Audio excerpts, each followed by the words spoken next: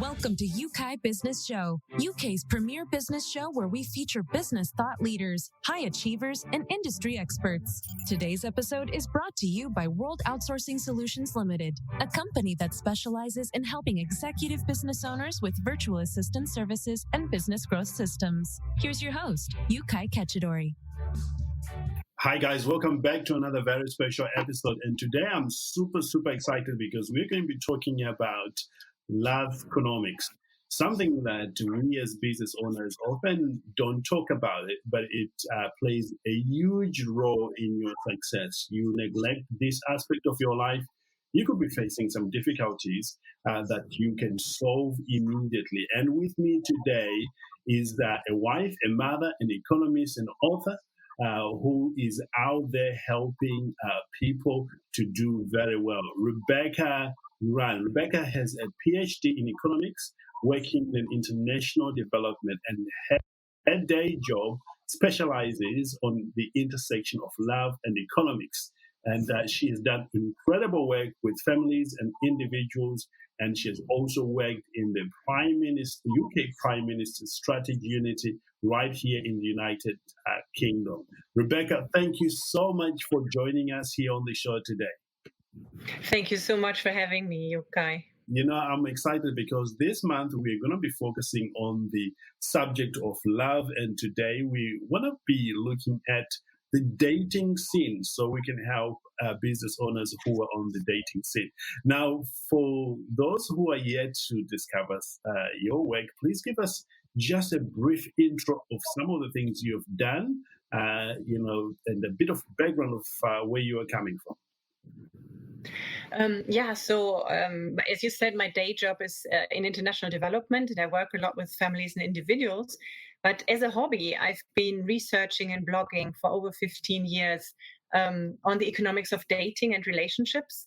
And I've given that the name Loveonomics, and I gave a TEDx on it last in November. And and I have a blog on it. And I've researched the different stages of dating. So I've researched how to search, how to find the right people to meet, how to meet people, how to conduct the conversations, how to be certain in your selection, how to build a relationship, how to settle down, and also how to maintain the relationship happy. So I've looked at all these stages in the research and put together what economics and other social scientists have to say on this. And there are quite some interesting insights. So this has never been curated for people before, but I'd like to curate it and empower people to, make good choices that make them happy. Amazing. And I was watching the TEDx, and you mentioned a concept which I'm hoping we're going to cover today about the ratios. But before we jump into that, tell us a bit about your background. How did you end up doing what you're doing, or being on a mission to help people find love? Well, it's probably, if you saw my TED talk, you kind of know the story a little bit. I was pretty much a basket case. I didn't do very well in dating and relationships for a long time. In the whole, I found it quite enigmatic how people found each other and settled down, and who ended up happy and who didn't. And, I told myself, I don't do enigmatic. I'm an economist. I want to get to the root of this. What is happening? And so I researched that a bit, and I started commenting. I started talking about it, and then friends said, "Look, you should put this together. You've already gathered so many insights from the research.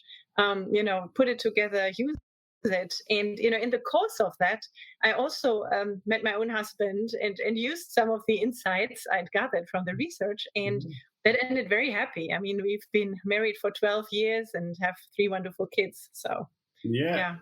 I remember you saying you hit the best jackpot of the century. That is true.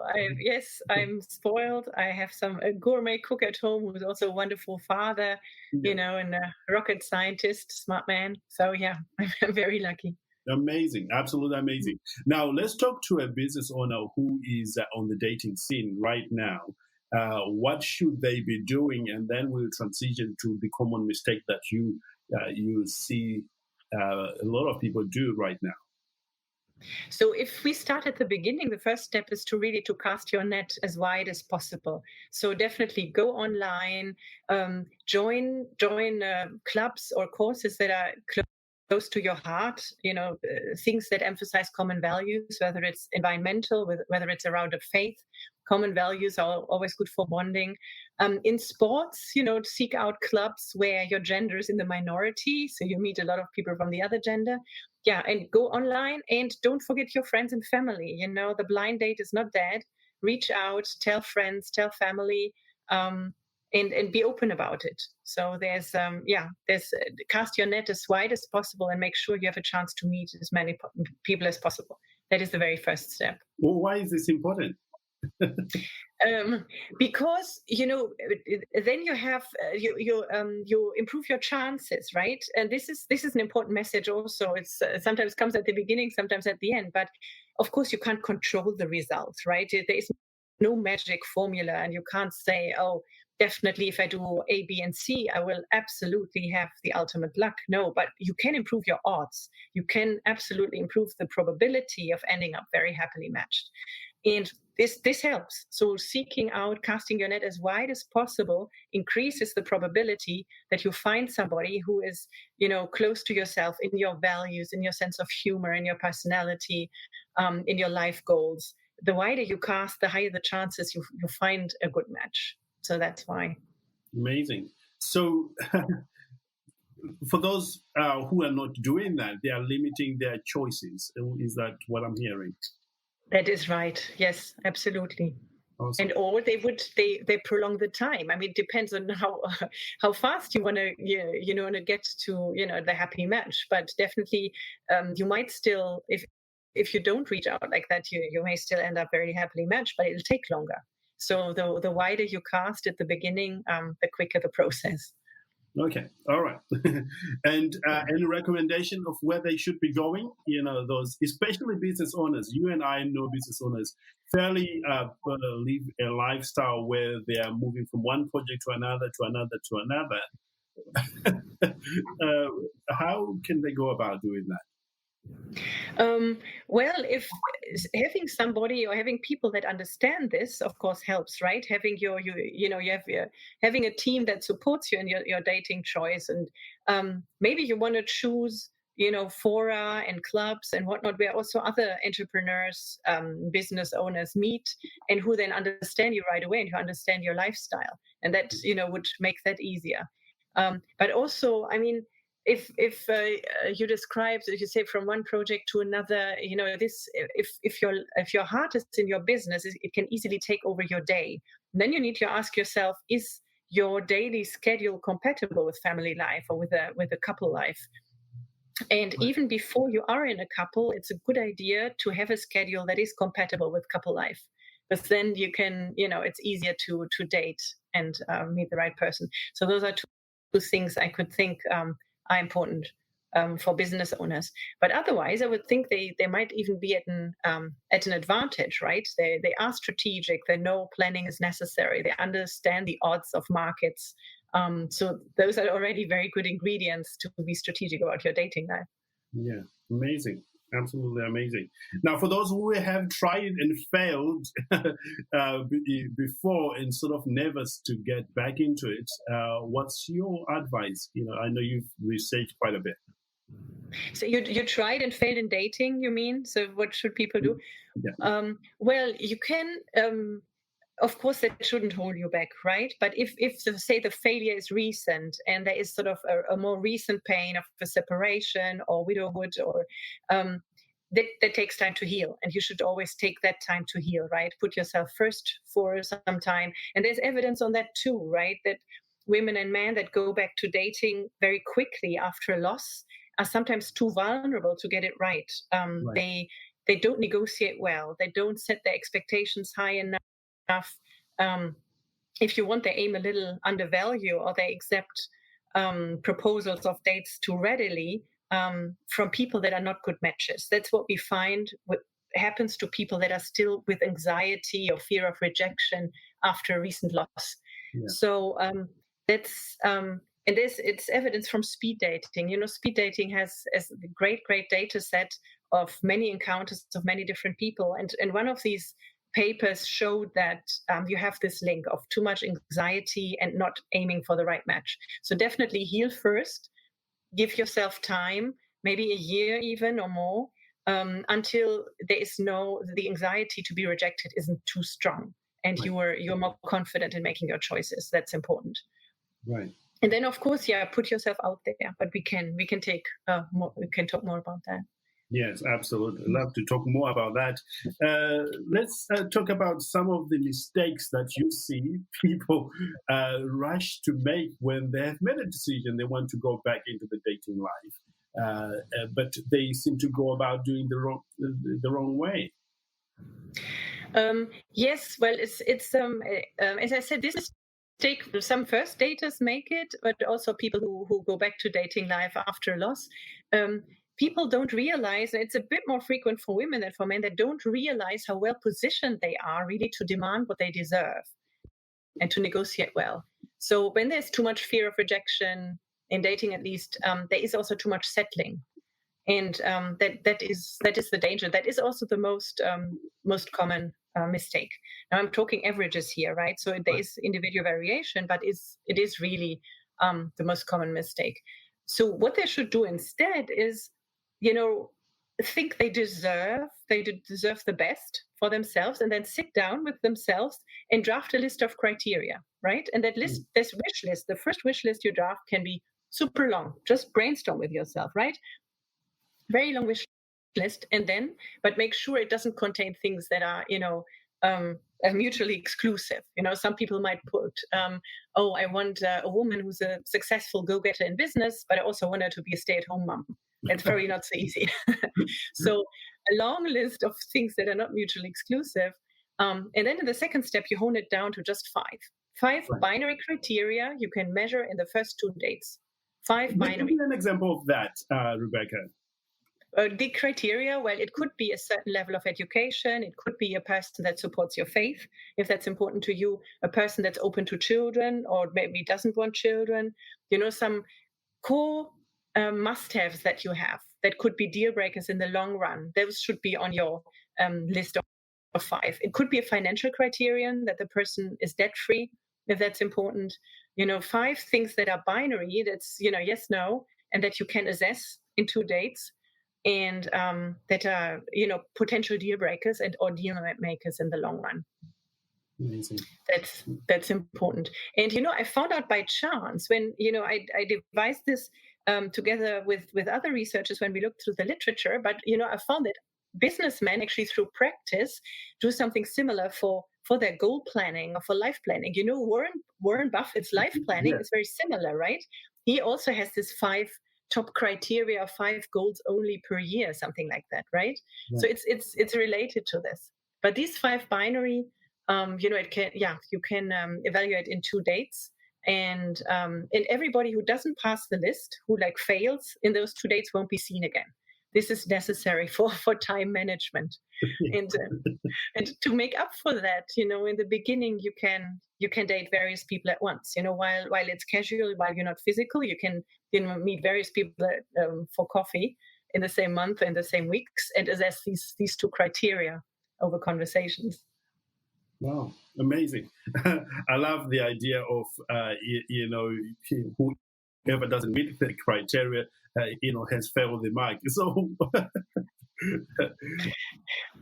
it's tough, but it's from experience and from literature, another common mistake is that you spend too much time on people who you won't be making happy in the long run and who won't make you happy in the long run.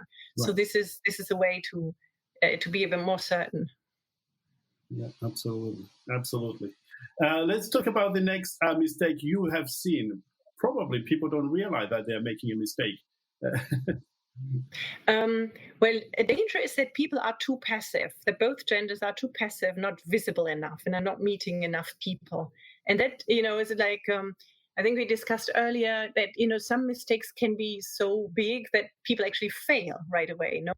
So, and this is actually a mistake that can make you fail. If you're not visible enough, if you don't meet enough people, then it can be your trials at dating can be quite unsuccessful.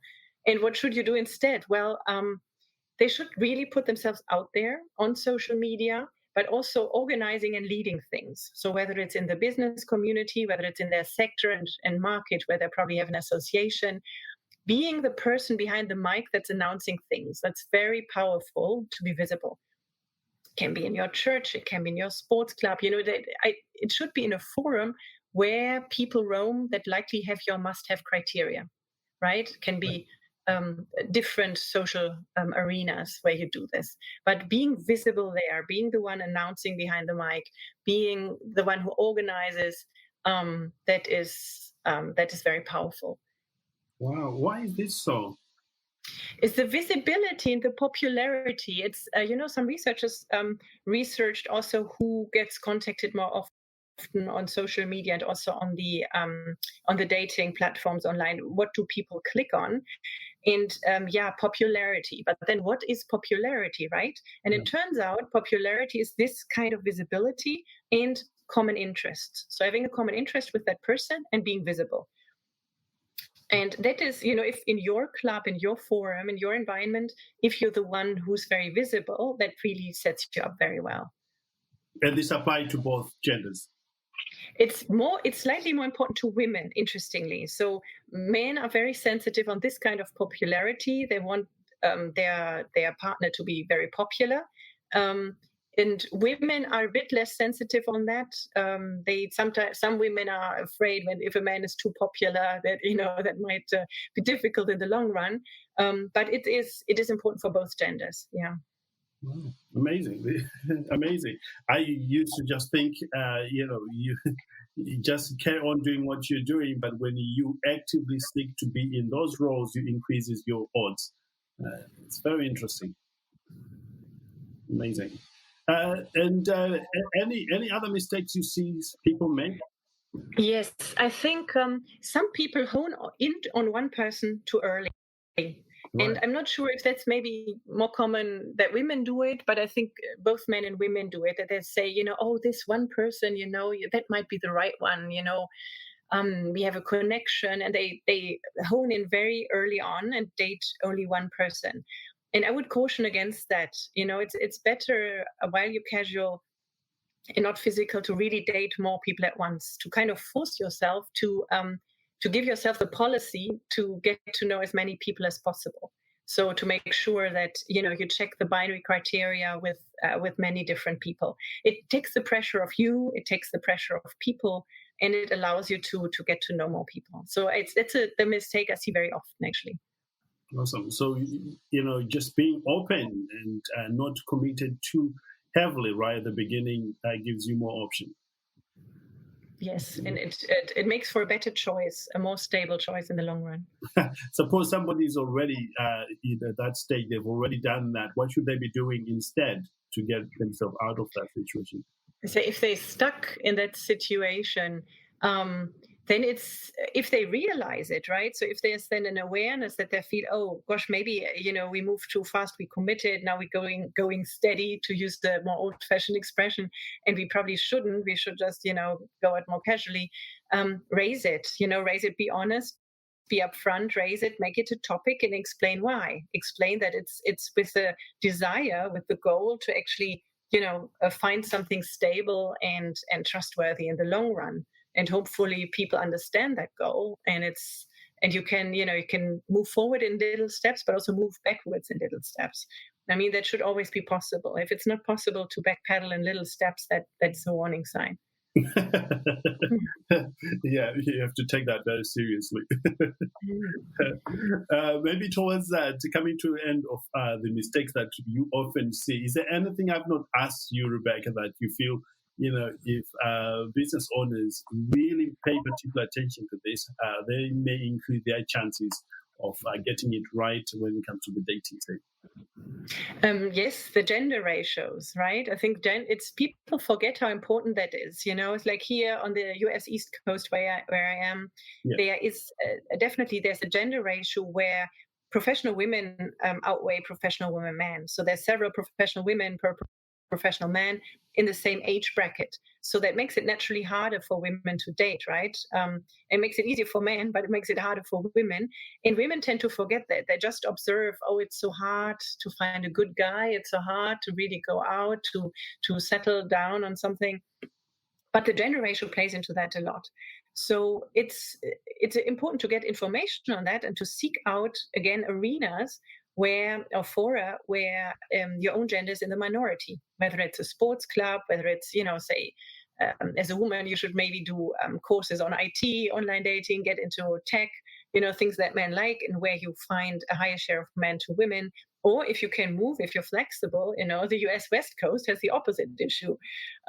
Then, yeah, and this plays a very, very important role in terms of dating outcomes in the entire market, in the entire society that has this gender ratio.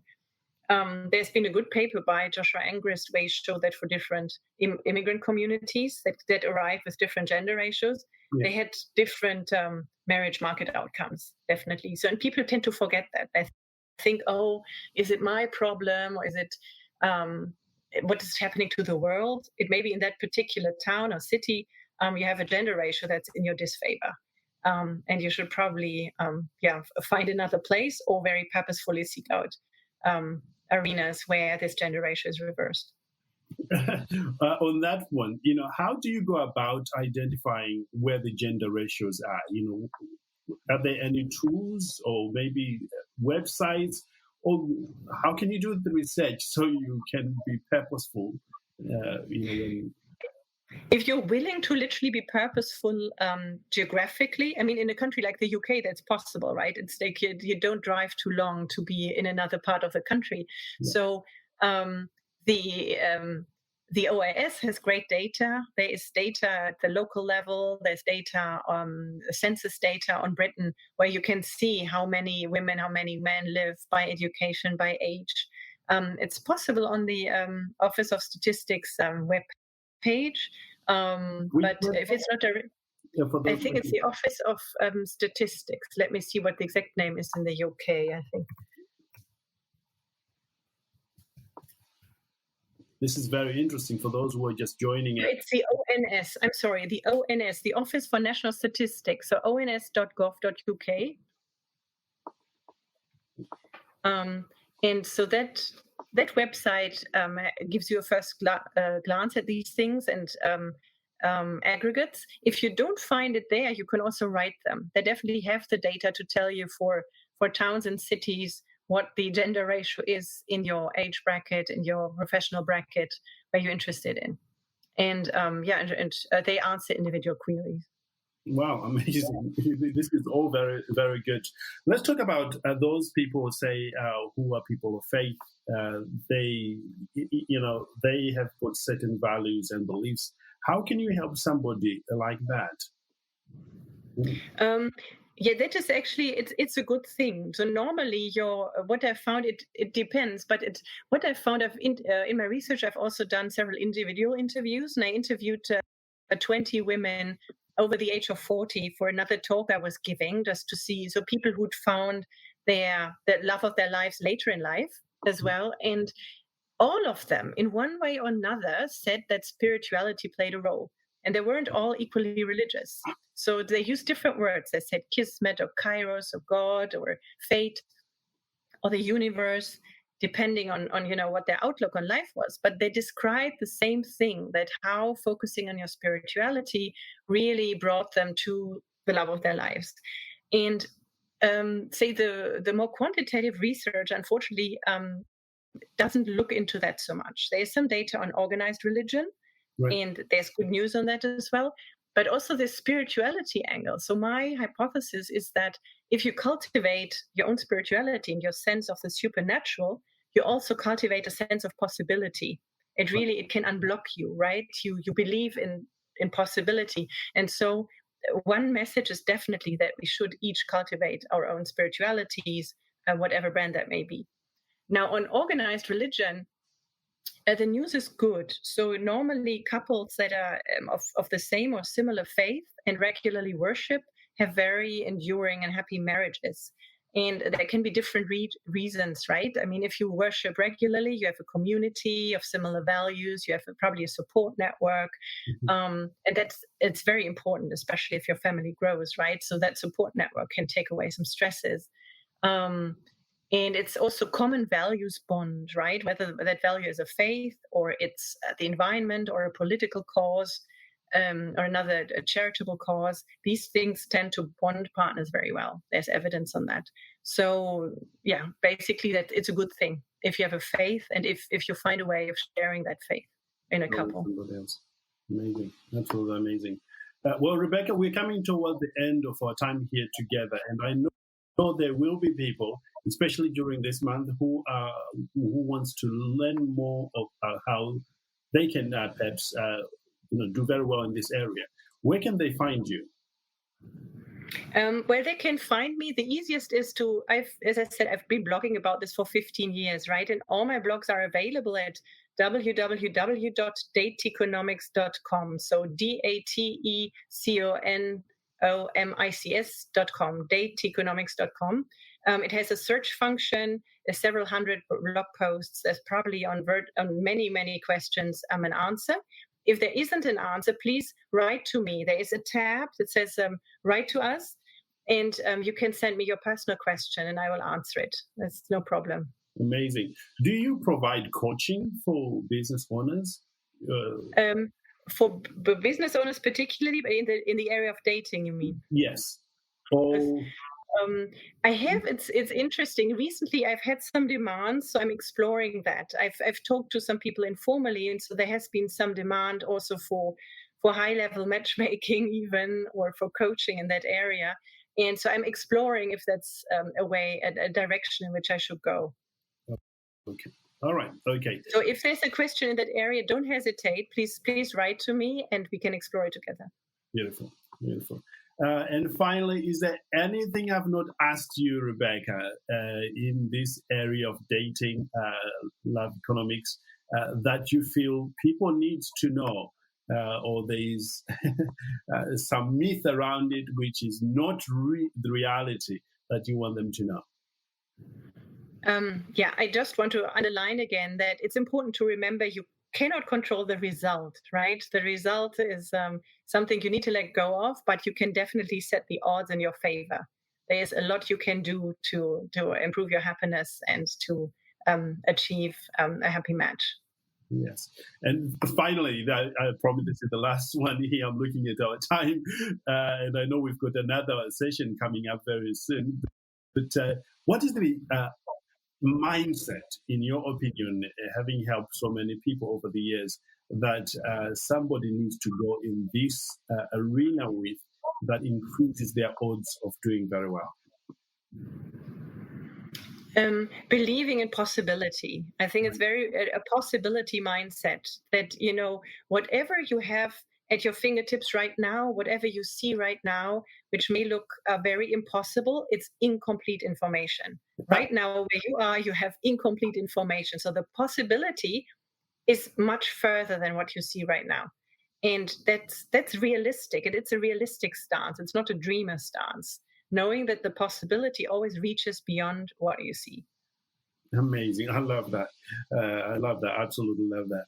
Well, there you have it, guys. Rebekka is sharing with us her knowledge on how you can win when it comes to dating. Should you find yourself in that scene, you will be able to know exactly how to do it. And if you've got any question, shoot us an email or just visit Dr. Rebekka's website, and you will get assistance. With that, I know for a fact we haven't forgotten about you. If you're already in a relationship, Rebekka is going to come back and we'll be sharing her tips of ensuring that you have that liveness in your marriage. And I can't wait for that session.